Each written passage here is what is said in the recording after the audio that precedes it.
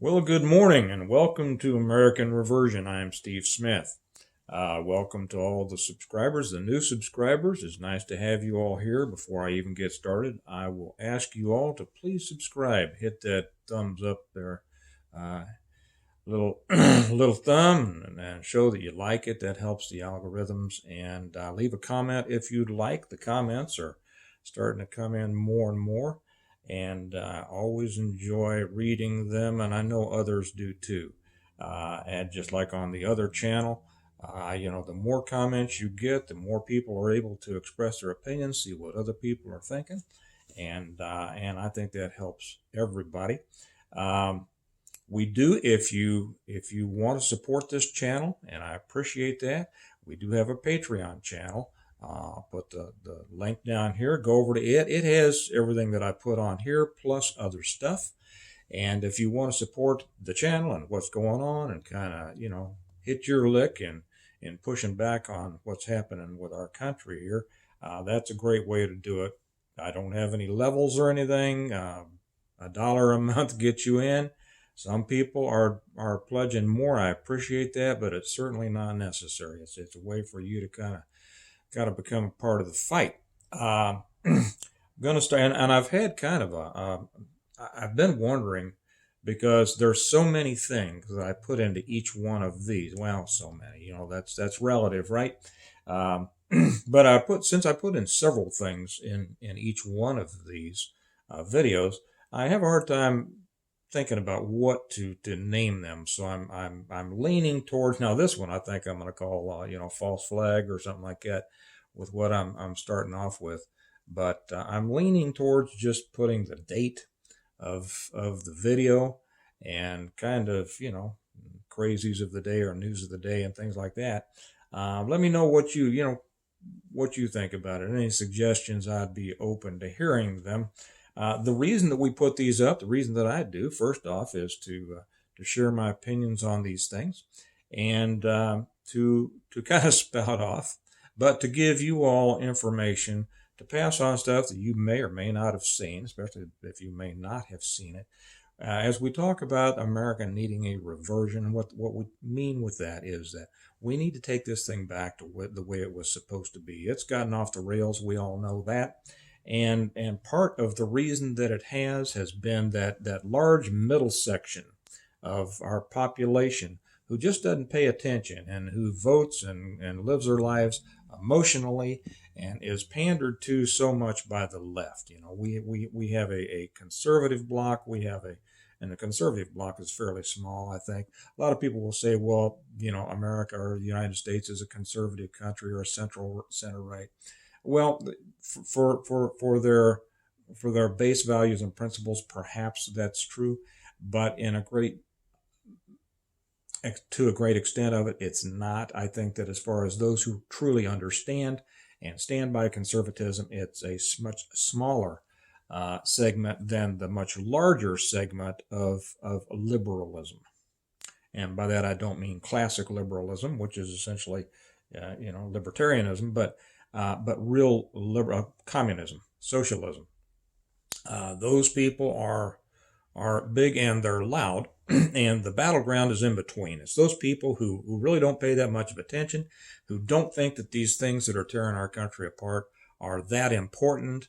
They don't get involved. They don't want to talk about it. They don't want this, and they always come back with emotional arguments with your facts. Well, it's the more facts that you have, the more things that you can share with them, the easier it is for you to crack that little shell and get inside there and start swaying them. And that's what we need to do, because the battlefield is in the middle there. And so that's my purpose for sharing a lot of these things, is to give you all things that you can discuss with those people, or if you weren't aware of them yourself. And let's start winning some of these hearts and minds and building our team. Right, we need to build our team, and by doing it that way, we build ours and we take away from the other team. That's how politics are won and lost. We've been losing for too long, and we need to start winning. Well, let's start off with, if you remember, I'm just going to go back for just the first segment here, and refer to something that I talked about yesterday, and I made reference obliquely to my doubts in the story of the FBI raid down in Texas, on the synagogue in Texas. I mean, there were already silly things involved from the higher ups in the FBI and their spokesman. Some of the on the ground guys, I won't take issue with them because I don't, know exactly what was going on in that situation. But from the SAC, the special agent in charge, on up, it was pure political, just like the Bureau's been forever. But I expressed some doubts on kind of how some things were going. And today, a couple of things came out that supported exactly what I was obliquely referencing. Here from the New York Post, their headline is, "Why was the Dallas synagogue terrorist allowed into the U.S.?" And so I'll just read here briefly. Why was Malik Faisal Akram even in this country? That's exactly right. That's only one of many questions surrounding the Brits' attack on a Texas synagogue, but it's one of the biggest. As Akram's brother told Sky News, here's important. He's known to the police. Okay, this is over in the UK. He has a criminal record. Nor did he have any visible means of support. Gulbar Akram also says, that's the brother, he was suffering from mental health issues. Okay, now let's follow this for a second. Okay, we have a guy who has a criminal record in the UK.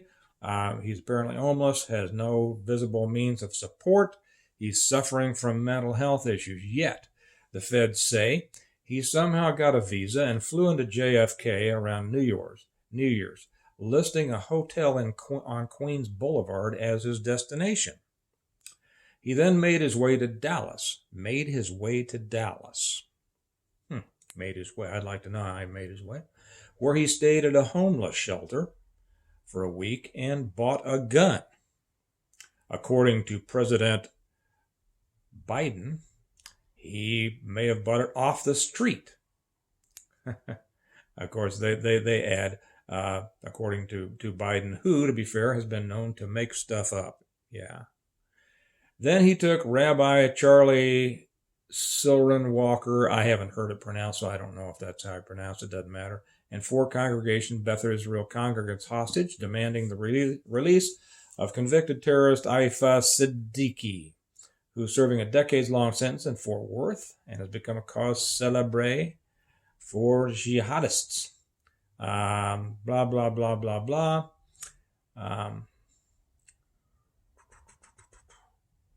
So all of that, and then they go in. Now, everybody escapes, right? I'm going to get to that in a second with a second story, but the rabbi throws a chair at the guy. They all vamoose, and now they're all gone, and the hurt team makes their entry. So finally, the tag paragraph on this first article says, American travelers put up with a vast amount of security theater, millions of man-hours lost each year to unpredictably long TSA lines, intrusive pat-downs, the whole take-off-your-shoes and belt rigmarole, yet the vast security apparatus couldn't screen out a mentally ill Muslim extremist, one who, the Telegraph reports, had been banned from a UK court after ranting about 9/11. Their last sentence says a lot. The feds have got some explaining to do. Yes. Let's go to the next one. Okay, this comes from the Gateway Pundit. Let me scroll back up here. Okay, why did the FBI violate protocol and launch a SWAT assault after all hostages escaped? This is written by, let me give you the guy's name, Larry Johnson. Okay, and Larry will introduce himself. Let me make it clear, this is him writing, make it clear up front that I have no problem with killing a terrorist, but the death of Malik Akram, who had been holding 4 hostages at a synagogue north of Dallas, does not make sense. No, it doesn't. That's what I said. I didn't say it. If you watched my eyes and my head and my tone of voice, you heard me ask it. The FBI hostage rescue team did not follow the standard operating procedure for conducting an assault. Now, I haven't asked, and I've been out of the business for a long time, and I haven't asked, like I referenced yesterday, I know a guy who was on the Hurt team. I haven't talked to him. I haven't asked. I don't know what their current protocols are. Um, I'm passing this along, but it does, as I read this, what he's saying makes sense to me. The Hart team did not follow the standard operating procedure for conducting an assault. I have more than 35 years' experience with counterterrorism and police training. I was the deputy director of the Anti-Terrorism Assistance Training Program when I was at the Department of State. There is a checklist that SWAT teams follow in evaluating a threat and deciding on a course of action. When you have a hostage incident, the prime objective is to end the situation peacefully with no harm to the hostages. Yes. If the hostage taker escalates the threat to the hostages or begins to physically harm them, that could trigger an assault, yes. But if the hostages escape and are no longer in jeopardy and there are no other civilians at risk, there is no need to put the lives of SWAT officers in danger by conducting an armed assault. True. Anytime you're firing automatic weapons and using flashbang grenades in a confined space, the good guys can be wounded or killed. Using force as a last resort when all other options are closed. And I will interject something here. I don't think I've ever told this story. I might tell it sometime. But for anybody who says, no, they're highly trained and they wouldn't shoot each other and blah, blah, blah, blah, blah. Okay. My partner was shot on a raid. Okay. I'll leave that with that for now. I think I might tell that story over on Patreon. Patreon over on, I don't know, either here or Integrative Preparedness. Okay, so he goes on. The movie Joe Hoft posted this morning of the immediate moments before the assault was launched shows the hostages running from the building. You also see the failed hostage taker poke his head out the door with a pistol in his hand. Malik Akram was now alone in the synagogue. There was no need to kill him and put the lives of the hurt at risk. Okay, there's a lot there that you can, and then the final tag, he says, the FBI needs to do some explaining. Same tagline of the police. Yes, I agree. Now, let me back up just a minute. There are a whole lot of other things that could go into this as far as, what was the situation on the ground? What was the intelligence that they had? What was the interview information that they got from the hostages as they were released? Because that's the first thing they're going to ask is what's going on in there? Who's in there? Anybody else in there? What's on. So we don't know, since we didn't interview those people. We can't be sure. But from everything that has come out so far, what the writer of this, I forget his name, I'm not going to go back up there. It looks like that's about right. Now, the question is, why go in and kill him?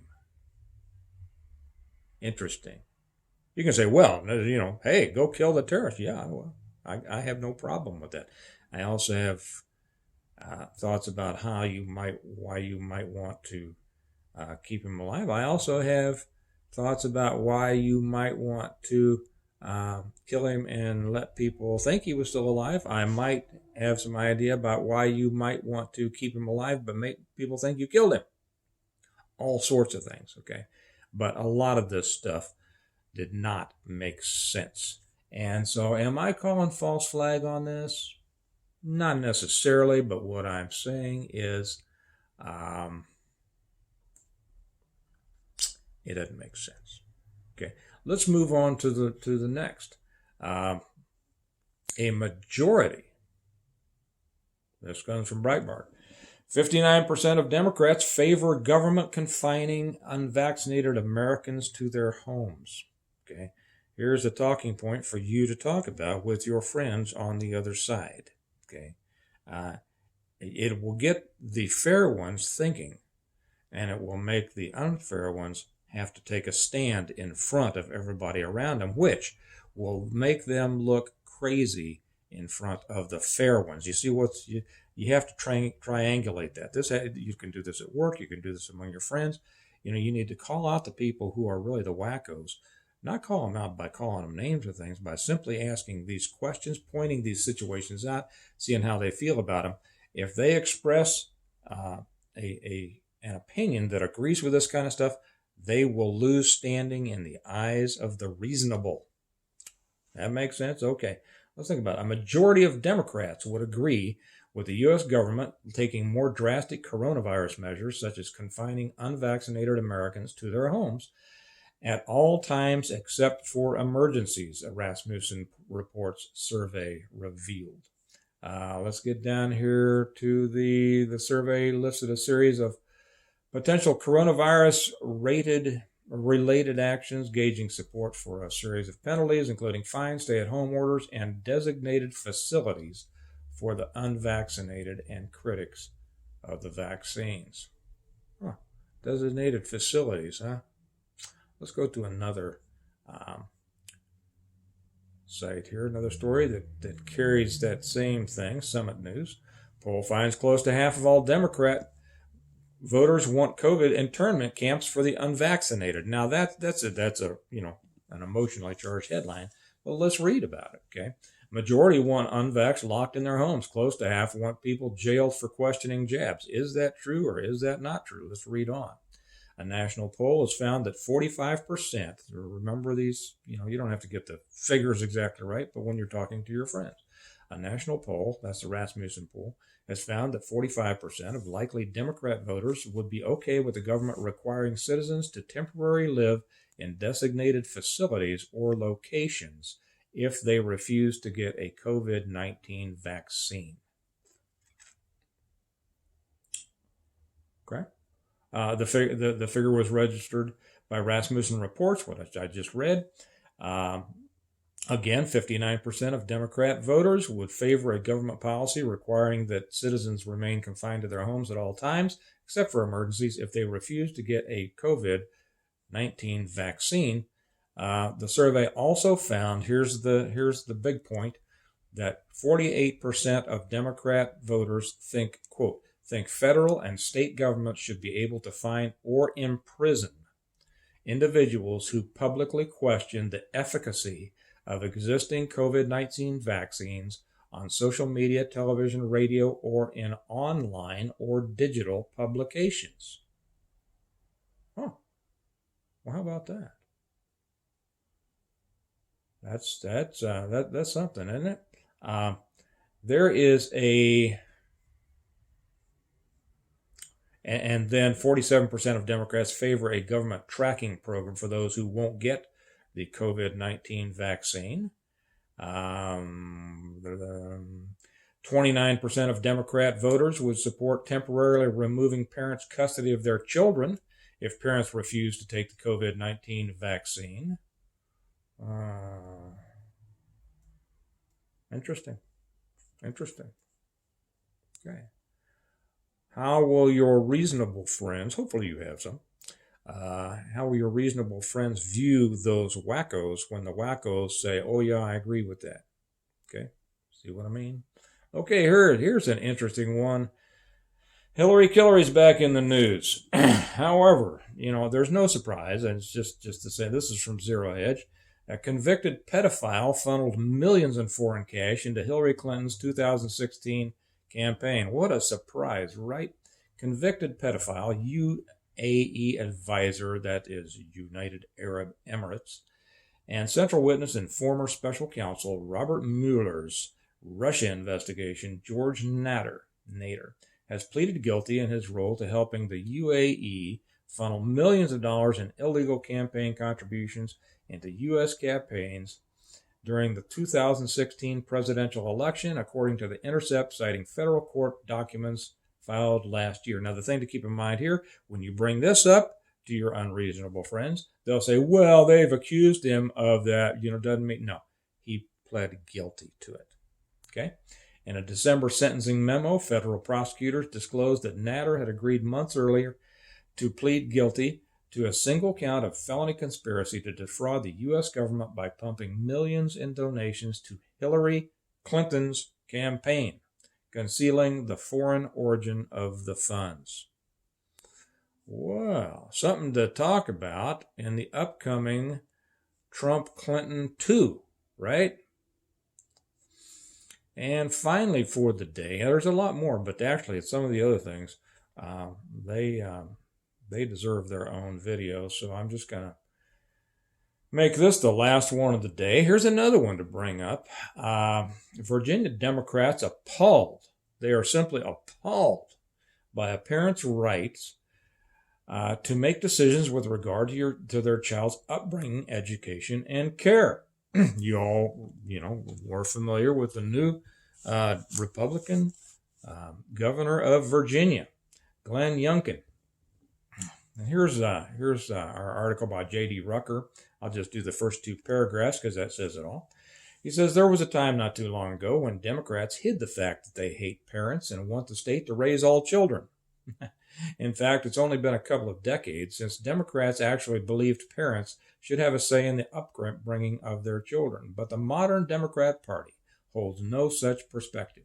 To them, your children belong to the state, and how dare you think you should have a say in what they learn, how they're cared for, and what values are instilled in them.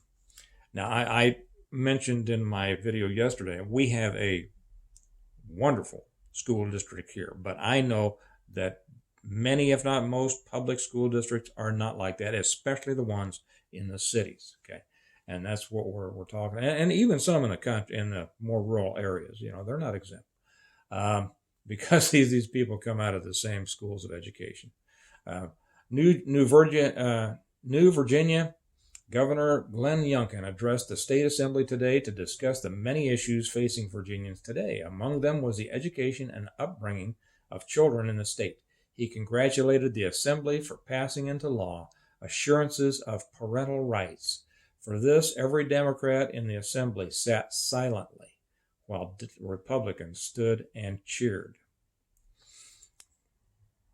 We were down in Branson one time, and shopping at some place. Where was it? I think it was a Coach store, if I'm not mistaken. Kelly was in there looking for a purse, and got to talking to this young woman who worked in the store, and we asked her.